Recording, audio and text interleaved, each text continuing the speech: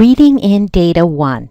For this demonstration, I'm going to be working with a simple data set that I'm calling BP for blood pressure. There are 5 observations and 5 variables in the data set.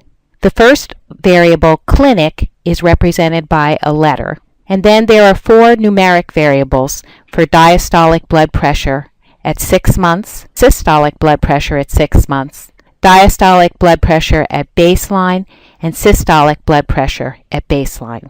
In this first example, I am going to show in-stream data where the data is separated by spaces. Character variables are indicated by a $sign after the variable name, and the period is used to indicate missing data.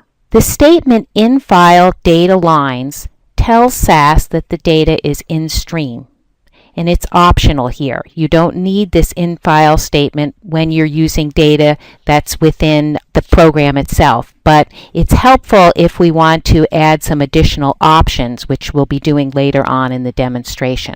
So here I'm creating this data set called BP, which is a temporary SAS data set, and that means that the data set is only available during the SAS session. It's not saved as a permanent data set in some other location. So let's highlight this area that I'm going to run this bit of code for you, and then let's see what happens.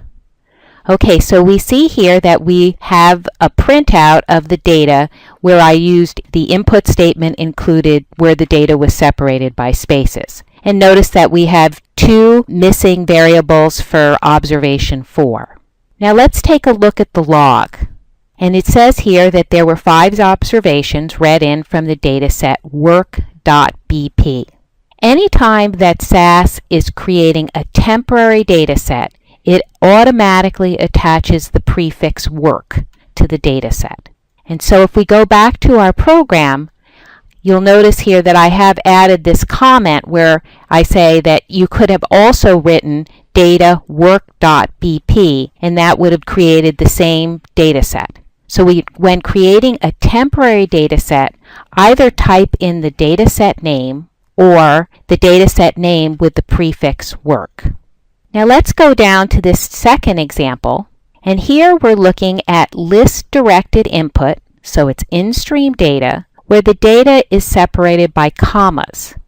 So here, in order to tell SAS that our data is separated by commas, we have to add an option to our in-file statement.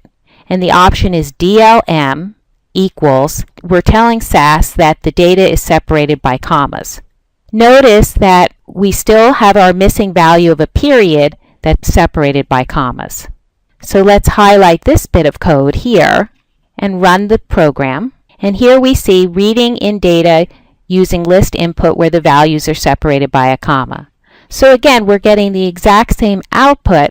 We've just structured our data differently for SAS to read it in. And again, our log says that there were 5 observations read from the dataset work.bp. In this third example, we are reading in data that's similar to the kind of data you might get if you were exporting it from Excel or a different kind of spreadsheet, where the data was saved as a CSV file. So if you ever see a data set with an extension CSV, this would be the kind of code you would use to read in that data. So here, again, like in our previous example, data is separated by commas, but notice that consecutive commas are used to indicate missing data. So here in our 4th observation, we have consecutive commas, but there's no period to indicate that the variables are missing for 2 of them. For this type of data, we use the DSD option in the in-file statement, and it assigns missing values when multiple delimiters are found. It also assumes the delimiter is a comma. So actually, for this particular code, you don't need the DLM equals option. We could actually delete it and just have the DSD option. Besides assuming that consecutive commas have a missing value, this option also strips off quotes from character variables if they are present, and it ignores delimiters in data values enclosed by quotation marks. So if you had a character string with a comma inside the string, it would ignore that delimiter. So let's run the code for this example. Again, we're getting the exact same printout we've seen before, except now we're reading in data that's separated by commas, where consecutive commas indicate a missing value. And so we're using the DSD option on the infile command. Now in this next example, you're going to see the data structured in a much different way. And normally, if you're reading in-stream data, you're not going to have the data set up like this. This is just for illustrative purposes. But very often, data that comes to you from the government can come in fixed columns. So we refer to this as column input. We're reading data positioned in fixed columns, where the user needs to specify the beginning and ending positions. Character variables are followed by a $sign after the name, as we've been doing before. And note here that each variable has to be in the same position in each row of the data. Also notice that missing data can be represented by blank columns. With this style input, you can also skip to any desired column or go to a previous location in a given row of data to read in values. You will definitely need a code sheet with column locations. So here, for example, we're reading in the variable clinic, which is a character, and it's in column 1. Diastolic blood pressure at 6 months is in columns 2 to 4. Systolic blood pressure at 6 months is read from columns 5 through 7. So we're 3 positions for systolic blood pressure, and so forth. So again, let's highlight this code and run it. And again, we come out with the exact same print out of our data as we have in our previous examples. The only difference is that the data is now structured such that we have to use column input to bring it into SAS. An alternative way of reading in data, which is in fixed columns, is using pointers and informats. An informat is a way to give instructions to SAS for reading in the variable. Here we are using this @ statement to tell SAS what column to start reading the variable. And then we are providing an informat or an instruction to SAS to explain what the variable is. So here at column 1, we are reading in clinic, which is a character, and its length is just 1. Here from column 2, we're reading in diastolic blood pressure at 6 months, and the informat is 3.0. This means that diastolic blood pressure has a width of 3 with no places after the decimal point. And you alternatively could have just said 3 point, which would also tell SAS that we have a number that has a width of 3 with no places after the decimal point. So using pointers and informats is another way of reading in data that's in fixed columns. So here let's again highlight this bit of code, and we see once again that our data looks exactly the same as it has in all the previous examples, but we've read our data in using pointers and informats. So I've shown you at this point many different ways that we can read in the exact same data set, but how the data set can be presented differently. And the way it's presented differently is how we have to provide SAS with instructions to read it in so it prints out the way we want it to print out. In all of these examples, the data is in-stream data. So we have a data line statement with the raw data following the data line statement, and then a semicolon on a line by itself. We're now going to switch and take a look at how we would read this exact same data if it were from an external file. So if the data exists in an external text file rather than in the program, we're going to need to use the in-file statement with the directory path and file name of the file in quotes. So let's say we had saved our data. It was originally in Excel, and we saved it with a CSV extension. Excel automatically creates a file with the names of the variables as the first row of the data. So we're going to want to skip this row by using the first obs option because we want to start reading our data where we actually have raw data and not the column headings of our data. So here is an example of a file called bp.csv. So this was a dump of data from an Excel spreadsheet where the first row lists our variable names and then the next 5 rows are our raw data. And notice again we have the situation where consecutive commas indicate that there's a missing variable. So here's how our code has been altered to read external data.